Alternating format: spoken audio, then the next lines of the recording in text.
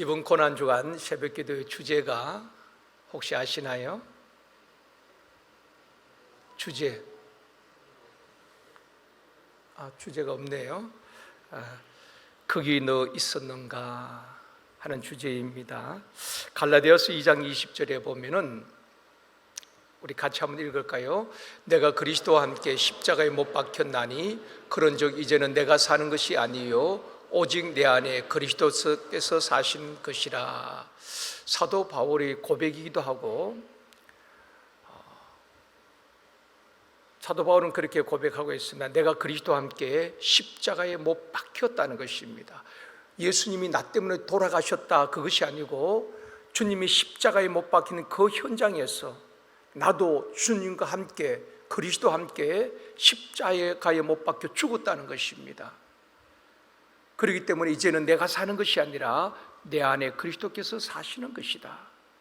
주님의 십자가 사건과 바울의 회심 사건이 따로가 아니라 그때 주님이 십자가에 못 박힐 때 나도 같이 못 박혔다.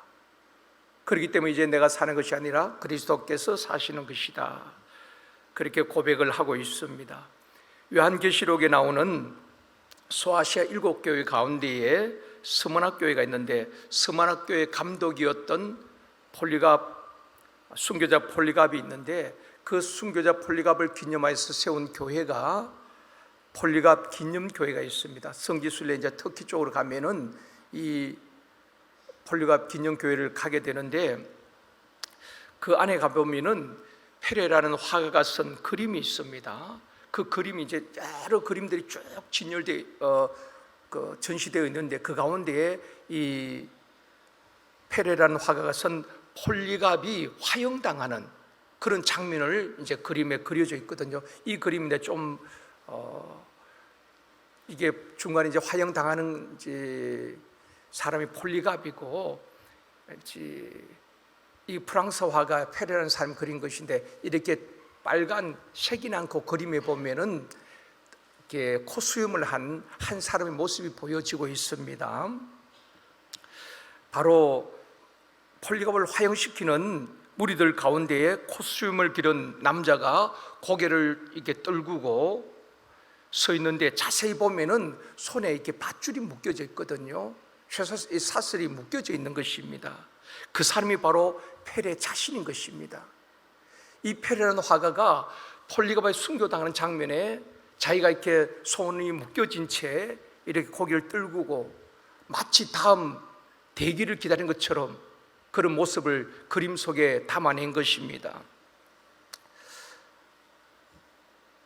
페레는 순교자 폴리갑을 생각하면서 자신이 그 화형 현장에 서 있었다고 그림을 통해서 고백을 하고 있는 것입니다. 어쩌면 나도 폴리갑처럼 믿음을 지키다가 저렇게 화형을 당할 수 있는데, 나도 끝까지 예수를 부인하지 아니하고 폴리갑처럼 순교를 각오하고, 그래서 자기가 지금 손이 묶인 것으로 그렇게 그림에 넣은 것입니다. 믿음의 결단을 자기의 그림 속에 담아낸 것입니다. 나도 폴리갑처럼 예수를 부인하며 살려주겠다는 그런 상황이 온다면 나는 살기 위해서 예수를 부인할 것인가, 아니면 폴리갑처럼 끝까지 예수님을 부인하지 아니하고 화형을 당할 것인가, 후자를 택한 것입니다. 그래서 폴리갑이 순교한 다음에 나도 끝까지 믿음을 지키다가 순교를 당하더라도, 그래서 자신의 손이 묶인 채 폴리갑 다음에 차례는 자기라는 것입니다. 그것을 자기의 신앙 고백을 그림 속에 담아낸 것이 바로 페레의 그림인 것입니다. 오늘 본문에 등장하는 가룟 유다는 우리가 잘 알죠. 12제자 가운데에 한 명이고, 어떻게 보면 영광스러운 직분을 얻었잖아요.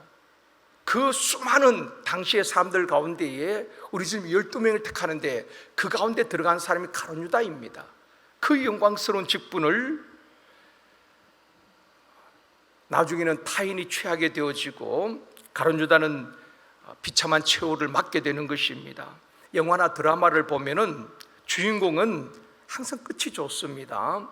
그런데 악역을 맡은 사람들을 보면은 끝이 좋지 못합니다. 이 가룟 유다도 보면은 어떻게 보면 악역을 맡은 사람이지요.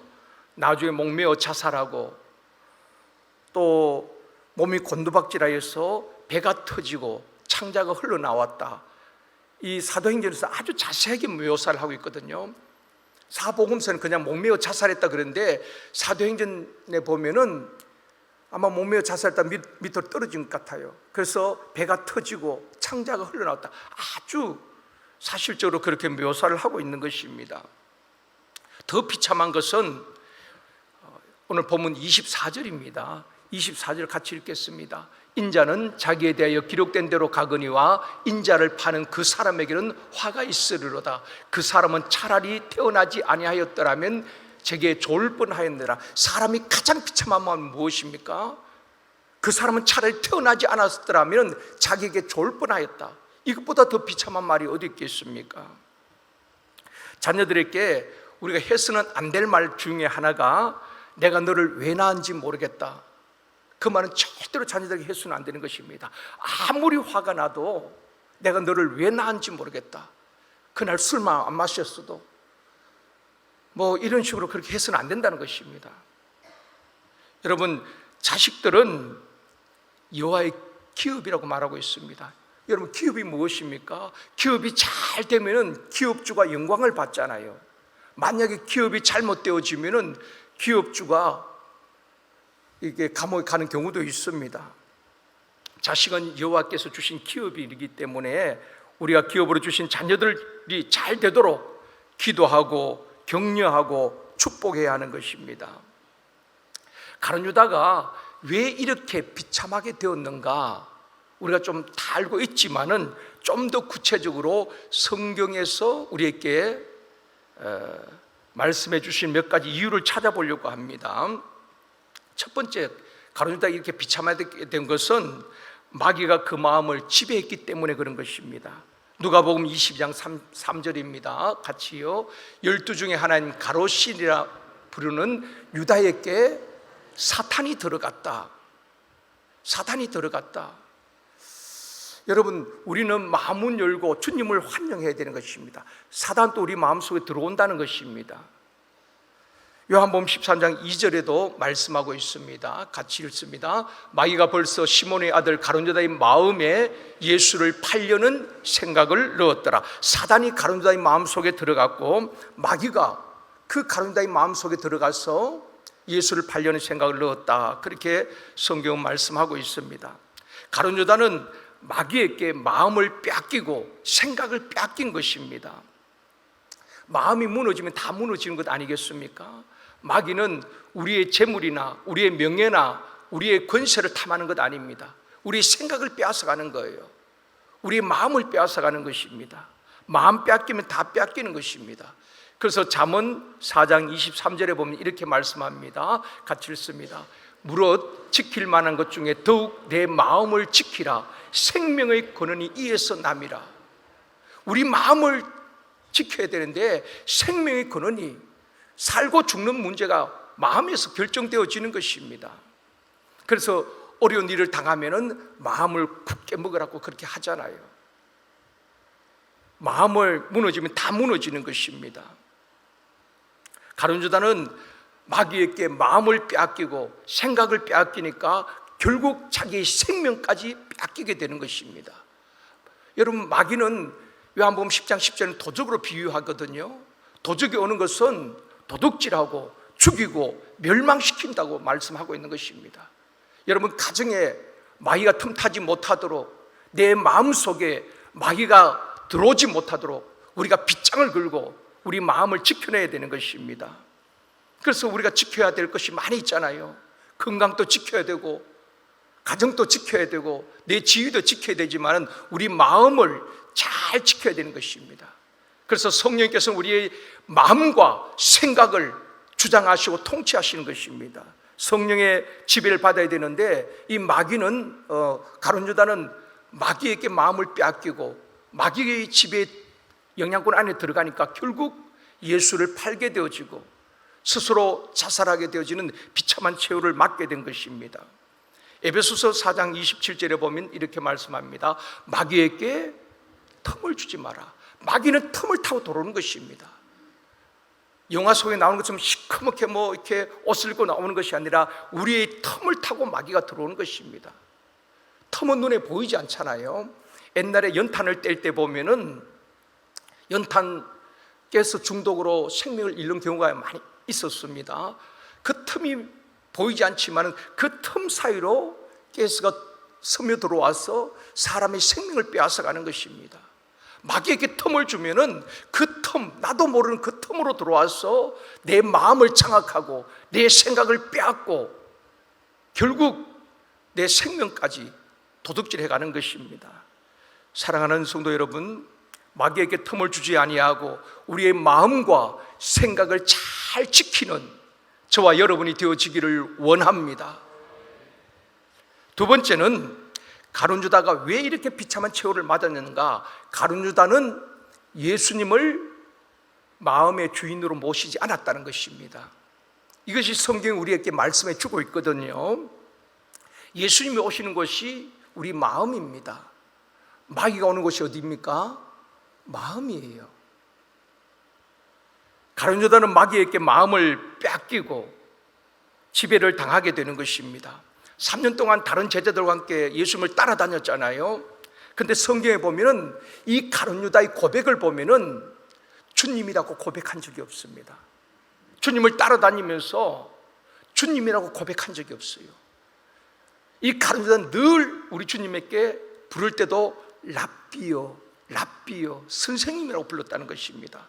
마태복음 26장 25절에도 보면은 랍비요, 나는 아니지요. 너희 중에 한 사람이 나를 팔 것이다.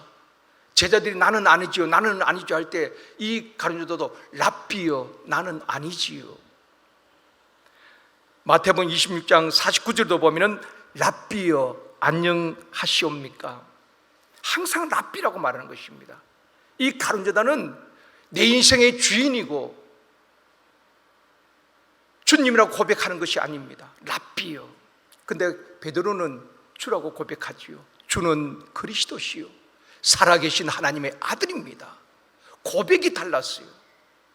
그 마음에 주님을 모시지 않으니까, 주님이 주인 되지 않으니까 주님이라고 고백을 못하는 것입니다. 늘 랍비요, 선생님이라고 고백을 하는 것입니다. 사랑하는 성도 여러분, 우리는 어떻게 고백합니까? 이 주라는 것은 내 인생의 주인이고 주인이 되신다는 것입니다. 예수님을 내 마음의 중심에 모시고 성령의 통치를 받으며 주님이 인생의 주인 되심을 고백하는 저와 여러분이 되어지기를 원합니다.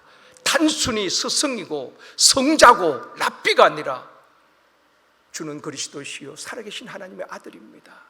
내 인생의 주인으로 고백되어지기를 원합니다. 마귀에게 마음을 뺏기지 않고 주님이 우리 마음의 주인이 되시고 예수로 충만한 저와 여러분이 되어지기를 원합니다. 세 번째, 가룟 유다가 그렇게 비참하게 된 것은 가룟 유다는 늘 부정적이고 욕심에 사로잡혔던 사람이다 하는 것을 사복음서에서 우리에게 말씀해 주고 있습니다. 예수님께 마리아가 향유를 붓고 자기 머리털로 예수님의 발을 다 이렇게 닦아줍니다. 그때 제자들도 분노했지만은 분노한 사람이 가룟 유다입니다. 가룟 유다가 뭐라고 말합니까? 요한복음 12장 4절 5절 같이 읽겠습니다. 제자 중 하나로서 예수를 잡아줄 가룟 유다가 말하되 이 향유를 어찌하여 300데나리온에 팔아 가난한 자들에게 주지 아니하였느냐 하니, 말은 맞아요. 가룟 유다가 그렇게 말하는 것입니다. 300데나리온, 그 가치 있는 향유를 그냥 부으니까, 향유는 그렇게 쓰는 게 아니거든요. 한 방울 두 방울 그렇게 떨어뜨리는 것이 보통 그렇게 향을 내는 것입니다. 근데 이 여인은 향유를 탁 막 쏟아붓는 것입니다. 그러니까 제자들이 분노하는데 가룟 유다는 이 비싼 향유를 팔아가지고 가난한 사람들이 많이 있는데 그들을 도왔으면 얼마나 좋겠는가. 진짜 가룟 유다가 가난한 사람들 생각해서 그럴까요? 주님은 아니라고 말씀하거든요. 우리가 볼 때는 가론유다가 참 이게 가난한 사람을 생각하는 것 같지만 주님은 그게 아니라고 말씀합니다. 6절에 말씀하지요. 같이 읽습니다. 이렇게 말하면 가난한 자들을 생각함이 아니요 그는 도둑이라 돈깨를 맞고 거기 넣는 것을 훔쳐갑니다. 가론유다는 도둑이라고 말하고 있습니다. 돈을 관리한, 말하자면 회계였습니다. 그런데 제자들도 몰랐지요. 돈을 관리하면서 그 뒤로 빼돌리고 훔쳐갔다는 것입니다. 그래서 그는 도둑이다. 우리 주님은 그렇게 정확하게 말씀을 하고 있는 것입니다. 사랑하는 성도 여러분, 성도들은 돈에서 깨끗해야 됩니다. 그 사람을 알려면 두 가지를 맡겨보라고 했습니다. 하나는 일을 맡겨보고 하나는 돈을 맡겨보면 알 수 있다 그랬습니다. 주인이 보든 보지 않든 요셉처럼 정직하게 성실하게 일하는 사람 믿을만 하잖아요. 그런데 어떤 사람은 일을 맡겨놓으면 주인이 있을 때는 열심히 일하는 것처럼 하다 주인이 보이지 아니하면 그냥 잠자고 놀고 그런 사람도 있잖아요. 그래서 일을 맡겨보면 그 사람의 성실함을 알 수가 있는 것입니다. 또 한 가지, 돈을 맡겨보면 알 수가 있습니다. 돈에 정직해야 하는 것입니다. 저는 가장 나쁜 범죄 중에 하나가 경제사범이라고 생각합니다. 남들이 땀 흘려 그렇게 힘들어 번 돈을 빼앗으려는 사람, 이 경제사범은 질이 참 나쁘다고 생각합니다. 그래서 보이스피싱이라든지 또 남의 돈을 빌리고 갚지 않는다든지 이런 남의 돈을 빼앗는 것은 절대로 좋은 것이 아닙니다. 아주 죄의 질이 나쁘다는 것입니다. 오늘 우리 주변에 그런 일들이 얼마나 많이 있습니까? 자기는 땀 흘리지 아니하고 수고하지 아니하고 남들의 돈을 빼앗으려고 하는 사람, 그런 쪽으로 머리가 돌아가는 사람들이 얼마나 많이 있습니까?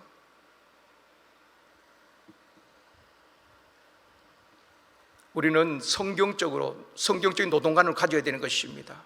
땀 흘려 수고하고 그 소득을 얻고 그 소득으로 살아가는 것입니다.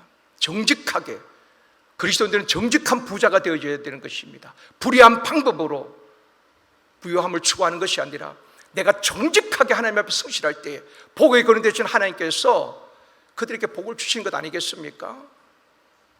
아브라함이 정직하게, 이삭이 정직하게 살아갈 때에 100배로 복을 주시고, 야곱도 요셉도 인간의 연약한 모습은 있지만은 물질에 있어서는 정직해야 하는 것입니다.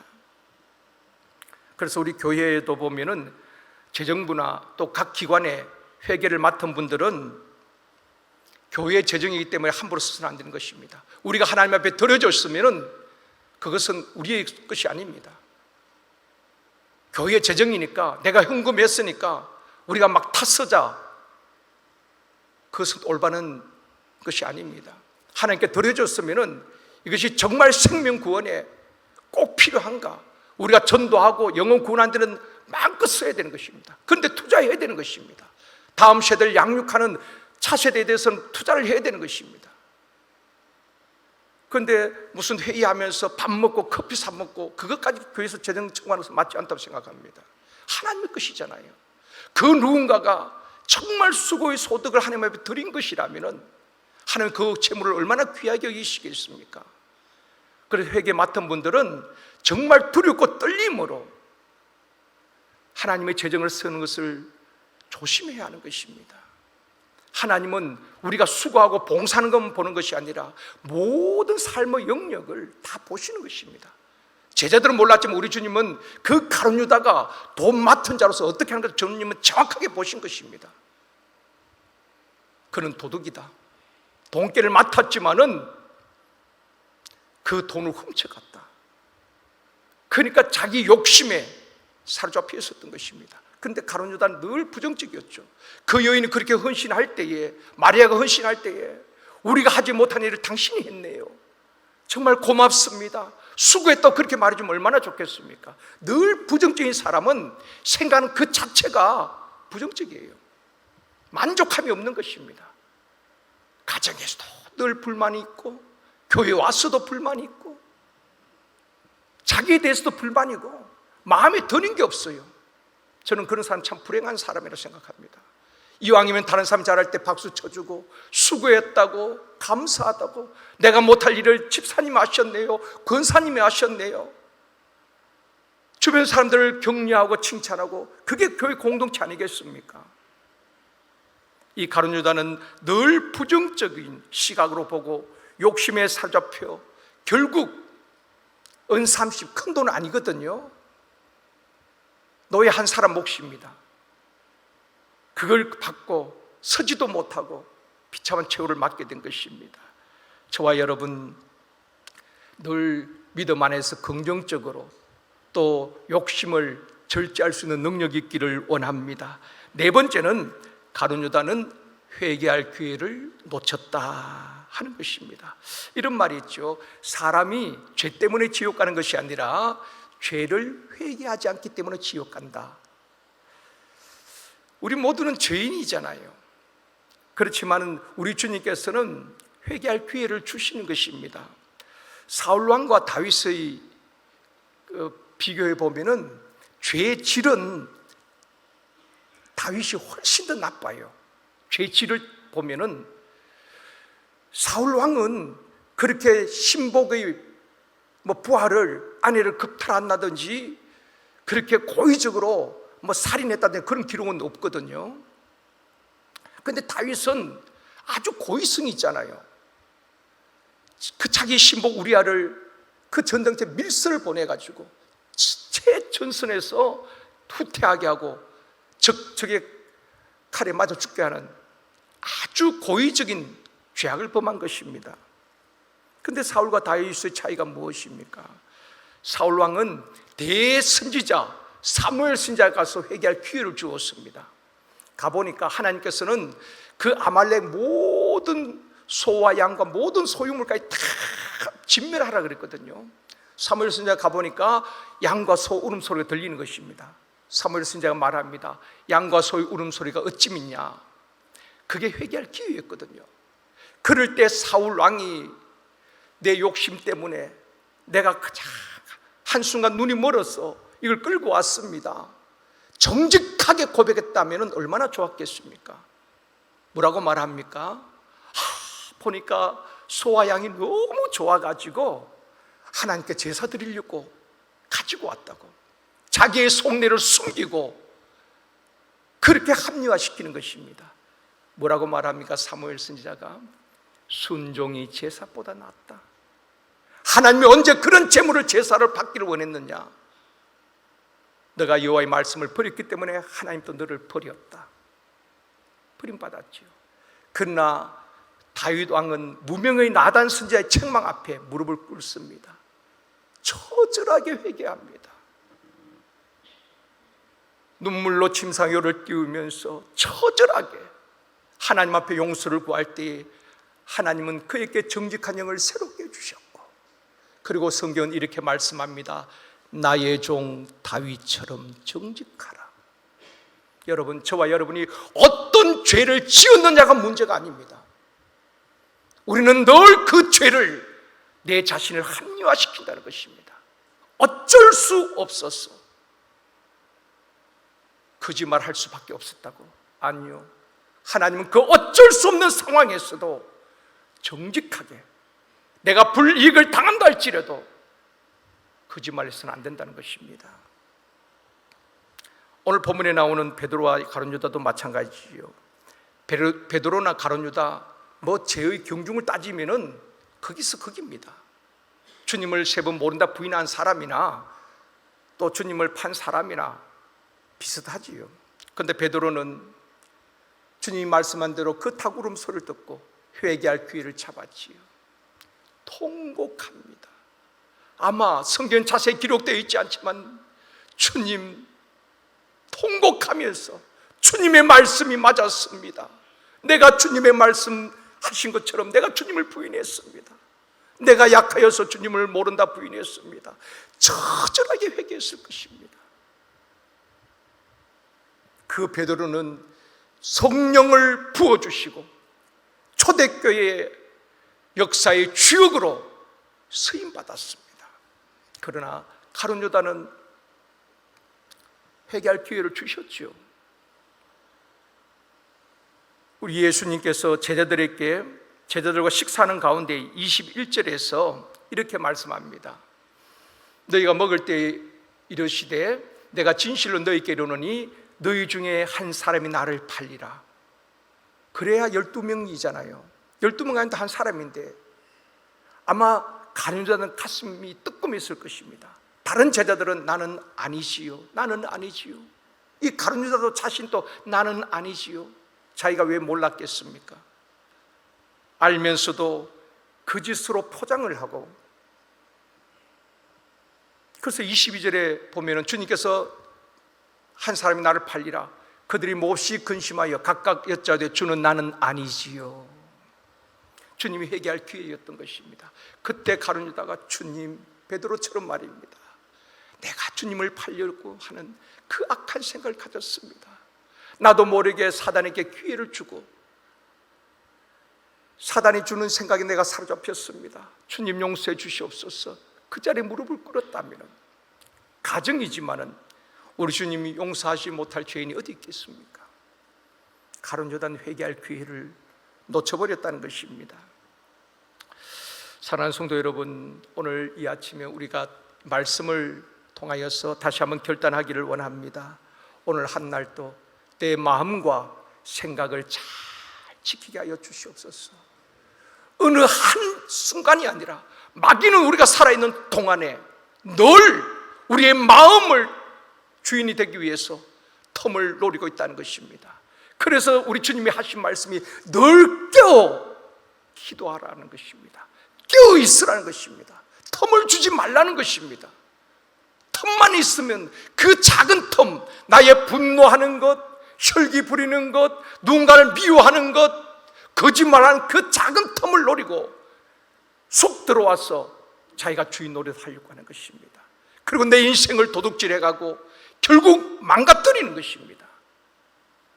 마귀에게 틈을 주지 아니하고, 주님 오늘 또 내 마음과 생각을 잘 지키게 하시고 성령의 통치가 이루어지게 하여 주옵소서. 성령님, 내 생각과 마음과 감정과 육체를 주께서 사로잡아 주시옵소서. 이것이 이 아침에 기도 제목 되어지기를 원합니다.